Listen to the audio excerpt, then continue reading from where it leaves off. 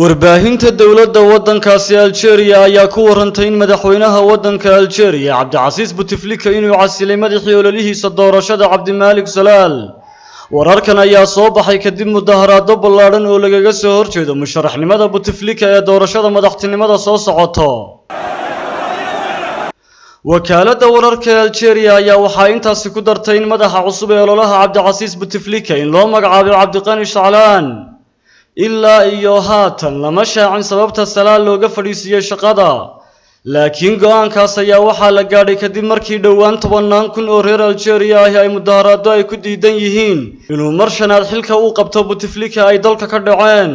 tan iyo markii uu ku dhiftay cudurka faaligu sanadkii 2013 ayaan inta badan Bouteflika oo 82 jir aan lagu arkin fagaarayaasha, waxaana madaxtinimada dalkaasi Algeria uu hayay tan iyo sanadkii 1999. toddobaad ka hor ayuu waxa uu u socdaalay dalka Switzerland oo sida xafiiskiisu uu sheegay uu u tagay baaritaano caafimaad oo caadi ah. dhanka kale muddada musharaxiinta u tartamaya xilka madaxweynenimo inay tahay inay waraaqahooda musharaxnimada ay ku gudbiyaan ayaa waxa ay ku eg tahay saqbarka caawa, waxaana xeerku uu dhigayaa inay iyagu si shakhsi ah u xareystaan araajidooda. xisbiga mucaaradka ah ee shaqaalaha ayaa isagu waxa uu sheegay inuu qaadacayo doorashada la qorsheeyay inay dhacdo bisha soo socoto. xisbiyada kale ee mucaaradka ah iyo weliba shakhsiyaad madax bannaan ayaa iyaguna waxa ay ka wada xaajoonayaan sidii ay isugu raaci lahaayeen musharax keliya oo ka dhaxeeya.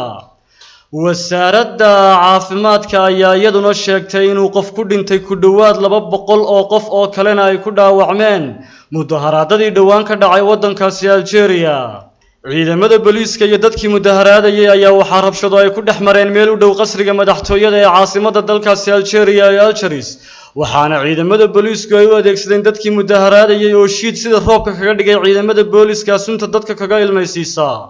Saciid Axmed Tamreyse, wararka telefishinka caalamiga ah Star.